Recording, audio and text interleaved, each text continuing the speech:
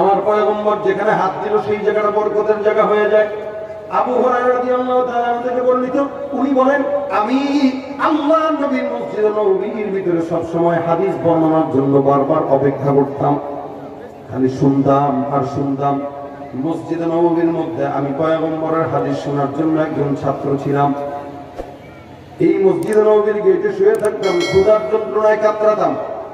মানুষ মনে করতো আমার মনে হয় মির্গি ব্যারাম ধরছে, যার কারণে এক একজন এক এক ট্রিটমেন্ট দিত, কিন্তু আমি তো জানতাম ক্ষুধার যন্ত্রণায় আমি কাতরাই। হঠাৎ করে একদিন মসজিদে নববীর গেটে শোয়া, তাকায় দেখি আবু বকর যায়। ক্ষুধার যন্ত্রণা আমি আর সহ্য করতে পারি না। চিন্তা করলাম আবু বকরকে সালাম দিলাম, কিছু বলবো, আবু বকর মনে হয় বুঝবে, আমাকে কিছু খাবার মেহমানদারি করাবে। আবু বকরকে সালাম দান করলাম, আবু বকর সালাম গ্রহণ করলেন, কিছু প্রশ্ন করলাম, জবাব দিলেন, চলে গেলেন। আবু বকর ডাকটা কিছু বললেন না, মেহমানদারির কথাও বললেন না। ওমর কিছুক্ষণ পর গেলে ওমরকেও একইভাবে বললাম, কিন্তু ওমর কোনো জবাব দিলেন না। আমি পেরেশান হয়ে গেলাম। তার মানে মনে হয় আজকে ক্ষুধার যন্ত্রণা নিয়ে বাসায় যাওয়া লাগবে। আল্লাহ নবীর সাহাবী হযরত আবু হুরায়রা রাদিয়াল্লাহু তাআলা কিছুক্ষণ পর তাকায় দেখে ওই দূরে দেখা যায় আল্লাহ নবী সাল্লাল্লাহু আলাইহি ওয়াসাল্লাম সামনে আগায়। রাসূলের চেহারা মোবারক দেখেই দূর থেকে বোঝা গেছে ওই যে নূরওয়ালা আসতেছে। সুবহানাল্লাহ। আমি আমার পয়গম্বরের চেহারা দেখেই বুঝে গেলাম সাহাবাদের হালত ছিল এমন, 2-3 দিন পর্যন্ত ক্ষুধার্ত। আল্লাহ নবীর চেহারা একবার দেখার সঙ্গে সঙ্গে সাহাবাত মাইন্দের অর্ধেক ক্ষুধা নিবারণ হয়ে যাইত। এটা আমার নবীর পয়গম্বর চেহারার বরকত। জাবের বিন সামুরা বলেন ইয়াতালাউ ওয়াজহুহু তালাউল কমর লাইলাতাল বদর।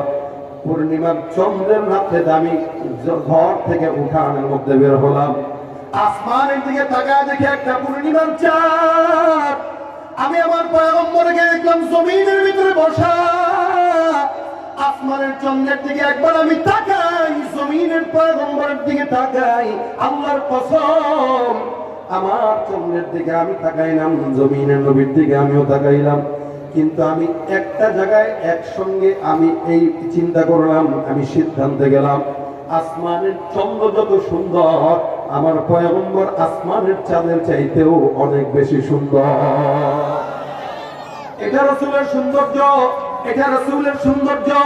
এ মুসলমান, আল্লাহর হাবিব বলেন আমার মতো, আল্লাহর হাবিবের সাহাবী বলেন রাসূলের মতো চেহারা, সুন্দর চেহারা দুনিয়ার জমিনের কোন মানুষ কোনদিন এরকম চেহারা দেখে নাই। আল্লাহর হাবিব যখন সামনে আসেন, আবু হুরায়রা রাসূলকে সালাম জানালেন। নবী বলেন কি আবু হুরায়রা, তোর চোখের ভাষা আমি পয়গম্বর বুঝলাম, মনে হয় তুই ক্ষুধার্ত। চল চল, আমি পয়গম্বরের বাসায় গেলে কিছু যদি পাই দুইজন মিলে ভাগযোগ করে খেয়ে ফেলবো। ওদিকে রাসূল ক্ষুধার্ত, রাসূলের জামানায় রাসূলের ঘরে তেমন কোনো খাবার নাই। আল্লাহ নবী সাল্লাল্লাহু আলাইহি ওয়াসাল্লাম ঘরের ভিতরে গেলেন, আম্মা জান আয়েশাকে ডাক দিয়ে বলে আয়েশা ঘরের মধ্যে এমন কি আছে একটু দেখো। আয়েশা বলেন হুজুর দূর থেকে এক বাটি মাত্র দুধ হাদিয়ে আসছে আপনার জন্য, যত্ন করে রেখে দিলাম, পয়গম্বর আপনি খাবেন, এটা অন্য কাউকে দেওয়ার কোনো দরকার নাই। নবী বলেন এ আবু হুরায়রা সুসংবাদ আছে, ঘরের ভিতরে 1 গ্লাস দুধ পাওয়া গেছে, চল তুই আর আমি মিলে খাই নি। আবু হুরায়রা মনে মনে খুব খুশি, আরে 1 গ্লাস দুধ এতদিন পরে খাইলাম, রাসূল একটু খাবে, আমি আর একটু খাবো, খুব মজা লাগবে। রাসূল সাল্লাল্লাহু আলাইহি ওয়াসাল্লামের কথা শোনার পর আবু হুরায়রা মহা খুশি হয়ে গেল। কিন্তু আল্লাহর নবী আবু হুরায়রাকে ডাক দিয়ে বলে আবু হুরায়রা একটা কাজ কর, আসহাবে সুফফার মধ্যে যতজন সাহাবী আছে এদেরকে একটু ডাক দে, এরাও তো ক্ষুধার্ত, 1 গ্লাস দুধ সবাই মিলে আজকে আমরা পান করব। সুবহানাল্লাহ। লোক কতজন? 70। কতজন? 70 জন প্রায়, তার উপরে হইতে পারে। তো দেখেন এতগুলো মানুষ রাসূল দাওয়াত দিয়েছে। আবু হুরায়রা মনে মনে চিন্তা করতেছে আরে খুশি, এতদিন পরে অন্তত 1 গ্লাস দুধের অর্ধেক তো পান করতে পারবো। কিন্তু রাসূল যখন ওদের কথা বললেন, আমার আনন্দের মধ্যে কেমন যেন পানি পড়ে গেল। একটু সন্দেহ হয়ে গেছে, এতটা মানুষ একটু মুখ লাগালেই তো শেষ, কেমনে খাবো। কিন্তু রাসূল আদেশ করেছেন যাও সবাইকে ডাক দাও, সুতরাং ডাকা লাগবে। তুমি গায়ে যাও, ওদেরকে ডাকো, এরা সব আসছে। এসে বলতেছে হুজুর আবু হুরায়রা যায়, ওখানে যায়, কয় তোদের মহা খুশির সংবাদ। রাসূল বলছেন তোদেরকে দাওয়াত, চল 1 গ্লাস দুধ আছে সবাই মিলে খাই চল। মানে ভাব সপ্তাহে এরকম রাসূল সাল্লাল্লাহু আলাইহি ওয়াসাল্লামের কাছে ডাকতেন, সব দৌড় দিয়ে আসছে। ঘরের ভিতরে আসছে, সিরিয়াল সিরিয়াল ধরে দাঁড়াইছেন। নবী আমার ডাক দিয়ে বলতেছেন, এই পাড়াপাড়ি দরকার নেই, হুড়াহুড়ি দরকার নেই, সিরিয়াল ধরে বসো, কোনো টেনশনের কারণ নাই। গ্লাস একটা হইলেও কি আলহামদুলিল্লাহ আমরা সবাই মিলে খাইতে পারবো। সুবহানাল্লাহ। এক গ্লাস দুধ, এতগুলো মানুষ। আপনাদের কি বিশ্বাস আছে রাসূল সাল্লাল্লাহু আলাইহি ওয়াসাল্লাম এরকম রহমতের নবী এক গ্লাস দুধকে 70 জনের দুধ বানাই দিতে পারে কি পারে না? যেই নবী ছাগল সাধারণত ছোট্ট ছাগল, আপনার কষ্ট হচ্ছে না তো ইনশাআল্লাহ? কথা বুঝতেছেন তো ইনশাআল্লাহ? আপনাদের সমস্যা হচ্ছে না তো কোনো? সবাই সজাগ আছেন? হাতটা উঠান, দুই হাত।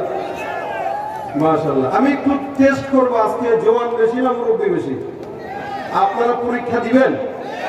আপনারা দেখবো, আগে নারায়ে তাকবীর বলবো, আল্লাহু আকবার দিবেন মুরব্বীরা, তারপরে তাকবীর দেবো, আল্লাহু আকবার দিবেন জওয়ানেরা। রাজি আছেন? তবে মুরব্বীদের পাল্লাটা একটু ভারী করতে চাই। আজকের মাহফিলে মুরব্বী তারা বিয়ে করেছে যারা, কারা কারা বিয়ে করেছেন হাত তুলেন। মাশাআল্লাহ, দেখেন বিয়ে কারা কারা করেছে। আর কারা কারা বিয়ে করার পরেও হাত তুলে নেই, তার মানে সে আরেকটা বিয়ে করতে চায়। খালি নামটা বলেন, আমি মাইকে বলে দিই, আজকে বউ ইচ্ছা মতো পিঠার একটা দিতে পারে। তুলছেন হাত, মাশাআল্লাহ। তাকবীর হবে? নারায়ে তাকবীর। শুধু বিবাহিতরা, পোলা বান্ধা দেয় কেন? অবিবাহিতরা দেওয়া হবে না, শুধু বিবাহিতরা। নারায়ে তাকবীর। দুর্নীতি এখানেও চলে, দেখছেন অবস্থা। হাত নামান। এবার অবিবাহিতরা হাত তুলুন। কারা কারা অবিবাহিত? তুলছে? আওয়াজ কি এদের বেশি হবে? আপনিও বিয়ে করেন নাই? আল্লাহ বিয়ের ব্যবস্থা করে দেন। সুবহানাল্লাহ। আমিন। নারায়ে তাকবীর। আলহামদুলিল্লাহ। আজকের মাহফিল কবুল হোক, বলেন আমিন। আমার সময় কম, আমারও সময় কম, কারণ আমাদের ব্যস্ততা হলো আরো অন্যতম ব্যস্ততা। সবার জায়গায় সবাই ব্যস্ত। আমি আপনাদেরকে সর্বোচ্চ 5 থেকে 7 মিনিট সময় দিয়ে বিদায় হব, কারণ আমার ভিন্ন জায়গায় আবার 10টায় টাইম দেওয়া। আজকে ঢাকা শহরের জ্যাম কি জানেন? আমি আমার বাসার থেকে সানার পার সাইনবোর্ড, আমার বাসা সাইনবোর্ড থেকে আমি 3:15টায় রওনা দিয়ে এখানে আসছি 8টায়। বুঝলেন কয়টা রওনা দিছি? 3:15টায় রওনা দিয়ে মাঝখানে মাগরিব পড়ছি, মনে করেন গেল, এখানে আসছি 8টায়। মোটামুটি 4টা, 5টা, 6টা, 7টা, 8টা, 4.5 ঘন্টা লাগছে। এই 4.5 ঘন্টা আমি চট্টগ্রাম যায় প্রোগ্রাম করতে পারতাম, কিন্তু আসছি সাভারে। তো এই জন্য জ্যাম আছে। আমি অল্প সময় ছেড়ে দিচ্ছি, পরের যে আলোচক আলহামদুলিল্লাহ ওনারা সময় মতো আসবেন, আলোচনা করবেন। আমি শুধু শেষ ফিনিশিংটা দিয়ে শেষ করব। এরপরে আপনারা কেউ উঠাউঠি করবেন না। যেই বক্তা আলোচনা করুক, যে আলেম আলোচনা করুক, প্রত্যেকের আলোচনা মন ভরে শুনবেন। আর যদি দাওয়াত 1 মাস আগে দেন, মাগরিবের পরে এশার পরে ছাড়া কোনোদিন পাবেন না। এই কারণে দাওয়াত দিলে যে কোনো সময় দিচ্ছেন, এই সময়টা এই টাইম স্যার আমি আপনাদেরকে দিতে পারি না, সুতরাং কোনো প্রকার আবদার গ্রহণযোগ্য নয়। কথা হইলো সোজা। আমি সর্বশেষ যে কথাগুলো বলি এগুলো শুনেন। দেখেন রাসূল সাল্লাল্লাহু আলাইহি ওয়াসাল্লাম আবু হুরায়রাকে ঘরে নিলেন। আল্লাহর নবী আবু হুরায়রা রাদিয়াল্লাহু আনহুকে বলতেছেন, সব মানুষকে আনলেন, আসহাবে সুফফার সমস্ত সাহাবারা আসছে। আবু হুরায়রা মনে করছে যেহেতু মেহমান আমি প্রথম, তার মানে আমাকে আগে খাওয়াবে। কিন্তু নবী করিম সাল্লাল্লাহু আলাইহি ওয়াসাল্লাম আবু হুরায়রাকে আগে খাওয়ান নাই। বলেন, আবু হুরায়রা, আগে যে সমস্ত যাত্রীরা আছে এদেরকে খাওয়াও, জনগণদেরকে খাওয়াও, তারপর তুমি খাও। আবু হুরায়রা কাহারে গেল সব আশা। যাও, ভাবছিলাম একটু আগে আগে খাবো, পেটটা একটু পড়বে, ভিজবে, এখন দেখি সে আশাও ঘুরি বলি, হ্যাঁ হ্যাঁ হ্যাঁ, এখন আমার কি হবে?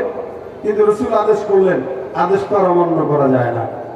সুন্দর করে বোতলটা নিলেন, গ্লাসটা নিলেন, পাত্রটা নিয়ে একজন একজন করে শুরু করে দিলেন। ভাই খা, তোদের কপালে আছে, তোরাই তো খাবি, খা। আমি মেহমান ছিলাম, আমার কপালে জুটলো না, তোরা পরে এসে মোটামুটি আগে আগে খাইলে দিয়েছিস, খা, ভালো করে খা। এক একজন সাহাবী বেশি বেশি করে খায়। নবী বলেন, আমারও খাও, আমারও খাও, আমারও খাও। প্রত্যেকটা সাহাবী পেট ভরে খেতে খেতে খেতে খেতে যতগুলো ছিল 70 জন, সবগুলোর খাওয়া শেষ। সুবহানাল্লাহ।